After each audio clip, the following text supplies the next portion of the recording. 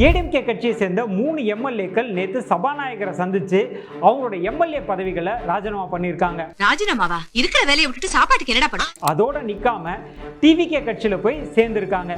இது ஏடிஎம்கே மாதிரியான பெரிய கட்சிகளுக்கே பிரச்சனை அப்படின்னும் போது இதே சினாரியோ நம்ம பிசினஸ்ல நடந்தா, அதாவது நம்ம கம்பெனியில் வேலை செய்கிற எம்ப்ளாயீஸ் ஓவர் நைட்ல நம்ம கம்பெனில இருந்து ரிசைன் பண்ணிட்டு கார்ப்பரேட் ஆஃபீஸ்ல சேர்ந்துட்டா, நீ என் கூட வாடா, ஒளிமயமான எதிர்காலத்தை காட்டுறேன்.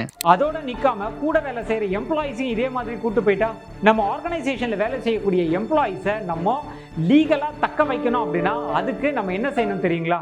சாரி, எனக்கு தெரியாது. ஒரு சில முக்கியமான லீகல் டாக்குமெண்ட்ஸை மெயின்டைன் பண்ணுங்க. ஒரு எம்ப்ளாயி ஜாயின் பண்ணுறாங்கன்னா ஆஃபர் லெட்டர் கொடுக்கணும், எம்ப்ளாயி கான்ட்ராக்ட் சைன் பண்ணணும், நான் disclosure and confidentiality agreement maintain பண்ணணும், ஹெச்ஆர் பாலிசி இருக்கணும். இந்த மாதிரியான லீகல் டாக்குமெண்ட்ஸ் உங்களோட ஆர்கனைசேஷனில் மெயின்டைன் பண்ணிங்கன்னா இந்த மாதிரியான சினாரியோஸை நம்ம தவிர்க்க முடியுங்க. பொதுநலன் கருதி வெளியிடுவது அறிவழகன், பிசினஸ் லாயர்.